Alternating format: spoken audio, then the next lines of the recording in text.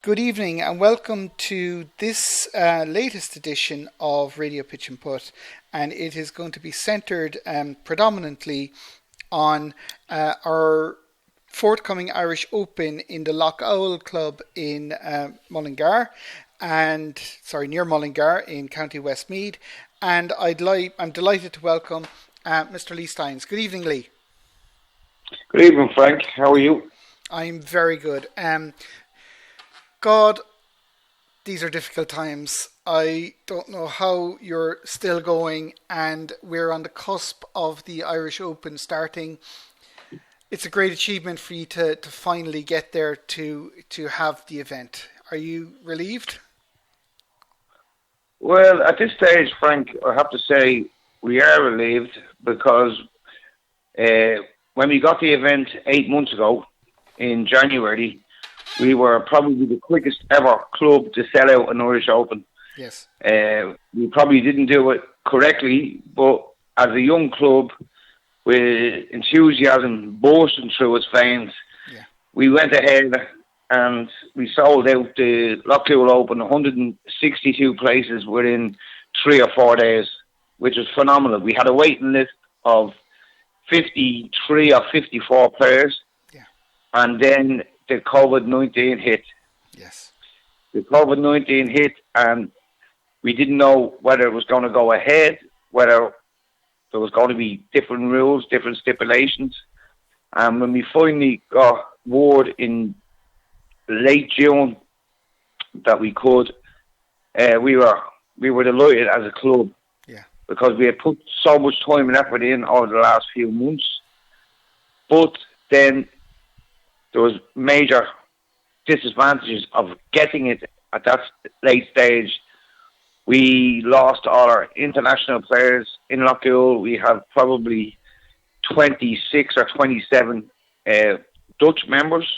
Yes. And we have one from Bahrain who was coming over. He asked for, and then we got the tournament. The format changed. We rolled with the punches, and then last week, then the shutdown were our neighbours who support us through every Scratch Cup, every Open that we have, Offaly, Kildare and Laois. Heartbreaking that we had nearly 220 looking to play in it, that we're down to 122 at the moment. Lee, and look, and on a personal note, I'm a huge supporter and advocate of the Irish Open. There's circumstances and they're COVID based that I've had to withdraw. I wanted to give you every support that I can, and I would have been there if circumstances were different, and I really am, and I want to apologise to you personally that I can't make it. And I'm sure there are lots of people who wish you the best and would have been there if things were slightly different. And it's a testament to you, to the way that you've approached it, to the reputation of the Loch Owl course, to the high esteem that you're held throughout the game, that you had such a huge entry, and we're not going to diminish the event at all. It's still got 120 players. It's still a huge event in the calendar. It is, it's the third major for anybody who gets to play in it, and it's unfortunate that we are where we are at the moment with it. But I just wanted to wish you the best. The format on Saturday is that you've got 3 balls at 10-minute intervals, and that's how it's going to start off. Yeah. Yeah, first tee is at 8:30 on Saturday morning, and I have the honour myself of hitting the first ball, which should be fun. And to get back in and to help out in any way I can. But all the members have rowed in phenomenally over the last few weeks. There's 16 acres in Lockwood. Yeah. And this time of the year, we don't normally have this growth. Yes. But with it being so wet and so heavy over the last few weeks, it's been relentless. We're using 3 5-gallon drums of diesel on the John Deere, and we're using a 5-gallon drum on the grains because, as you know, Frank, Lockhill has small grains. That's not what I heard. I was told that I've got to get up there because they're probably the only greens in the country I can get on if I can hit the ball long enough. That's what I was told. So, well, Frank, I've been hearing about all these double caps on the social media tonight. I didn't know you were one for the holy grip on the double cap, but. These things happen. But the thing about you guys down south, you get a nosebleed when you get the Port Leash or Tullamore. You don't come to the monster. No, I've been known to get up as far as Tullamore, but any north of that, no, it's no good. It's too near the Arctic Circle for me. No, the field. Just to talk to you a little bit about the field. I mean, you still have attracted a tremendous quality of field and people who are going to win it. I mean, and we'll talk just briefly about the breakdown of the events, but you know, the likes of John Walsh, European and world champion, the likes of Ian Farley, world champion in the previous years, the likes of Eamon Gibney, an absolutely brilliant player, who is a past Irish Open champion. There's only 3 of us, you know. There's only 3 Irish Open winners of the things. There's myself, Damien Fleming, and Eamon Gibney. So I'm hoping Eamon wins it just so that he can keep that number very, very small. But you've got a tremendous field. I'm going to tell you who I fancy for it because I saw him play in Larkspur Park at the weekend. Is Pacelli Darcy, a man who's, I don't know what he was eating over COVID, but he's playing out of his skin at the moment, and won in Mellows, and you have to be able to hit the ball a fair way if you're going to win in Mellows. So there for the main event, they're my tips anyway, and I just wanted to give those guys a shout out because they're all brilliant players, and whoever wins it will be a worthy champion if they beat those lads. So you know, but it's important that the competitive and the social aspect is highlighted as well for yourselves. And I know that John Manning did a fantastic write-up as well for the PPY page, and anyone who's around or gets a chance should have a read of that and try and get that done as well. But you've introduced intermediate and junior prizes as well, Lee. Talk to me about that. Yeah, this is it was just an initiative to try and encourage lads that are paying the same entry fee, of course, yeah, as the pros. So Paul Griffin came aboard. Yeah. Paul Griffin came on board as one of the sponsors, and he said, "Lee, can we do what different?" And I said, "Paul, why don't you sponsor just trophies for the inter and junior grades, 4th, 2nd, and 3rd, just so some lad or up and coming player would have on his mantelpiece, and he'd say, oh, listen, I played the monster and I got 4th, or I got 2nd, or I got 3rd," because normally, as you know, Frank, there's no handicaps in an open, so we travelled. There's maybe 15 or 20 of us to go over to the Gelders Open, and we playing the Dutch Open and stuff like that. Yeah. And lads get this Hearn, myself and Trevor Hearn, and we've often done a 5-man sweep for anyone that has a handicap of 2 or 3 above, anyone wants to get in. Yeah. And it was just a way of encouraging more players to take part in it. And Paul Griffin was a huge ambassador. Paul, what a man for sport, a drain doctor, the whole lot. So he said, "Lee, let's, can you do it?" And I says, "Yeah, we can do it." So I found out, I rang the PPY and I asked them, and they said they'd no issue with it. And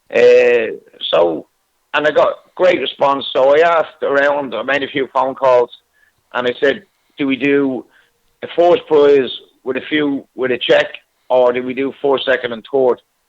And the majority of lads said, "Listen, 4th, 2nd, and 3rd." He said, "Listen, no brainer." He says, I want to say that I won something in the Irish Open." Part of the time, it's not even the prize or the value of the prize, although that can matter.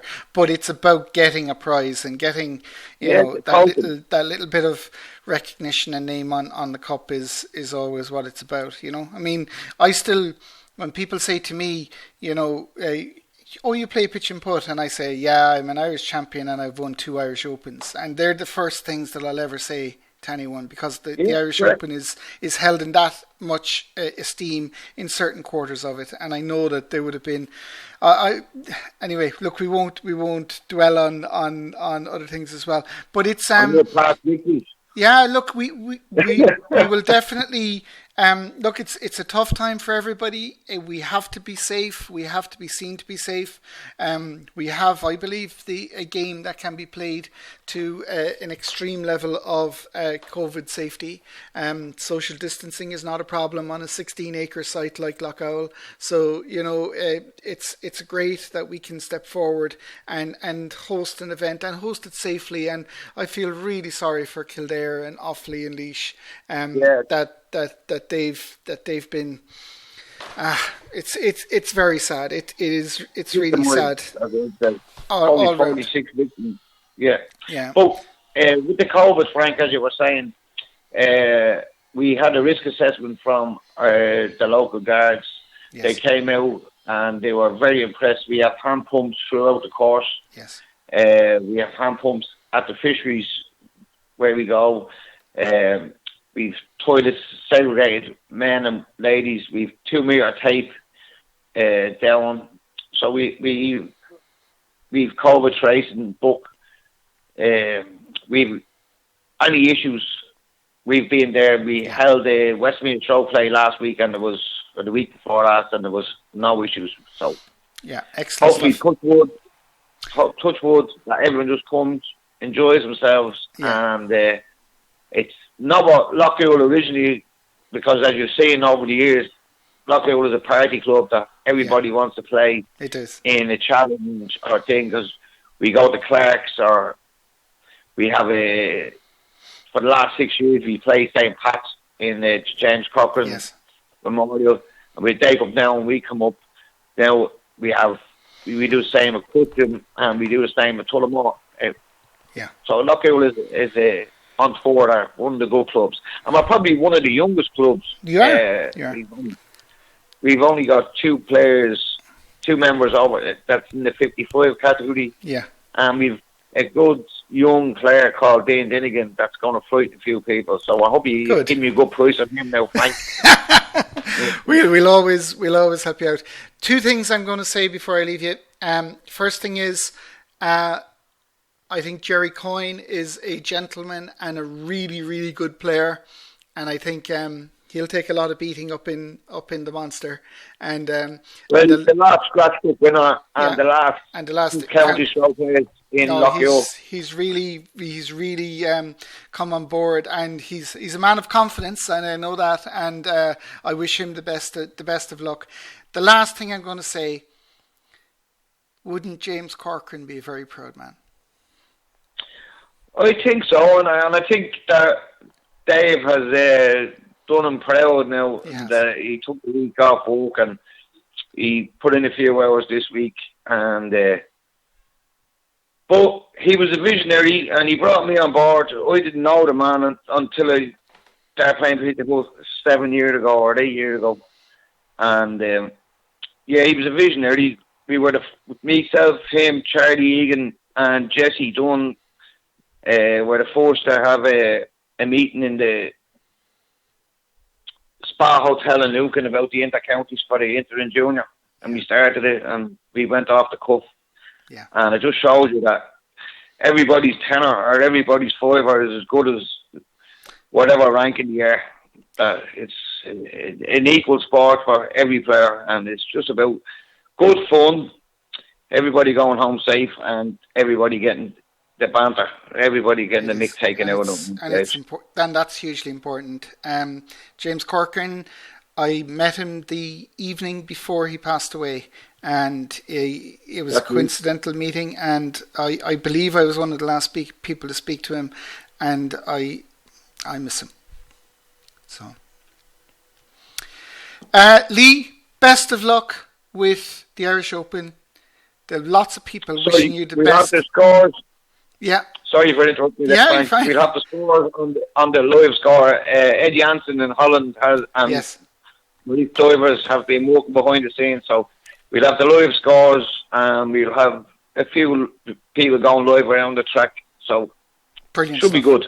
Looking forward to it. The weather to be good. You got the wet rain last night. We did, yeah. It was Lee, absolute pleasure, and best of luck to everyone. I am so disappointed that I'm not there, and best of luck. And I'm positive it'll be a brilliant event. Thanks, Frank, and I hope to see you before convention. And there's one or two of us talking. We will be talking. Thanks, Lee. Best of luck. Bye, man. Nice, Frank. Bye. Bye-bye. Bye.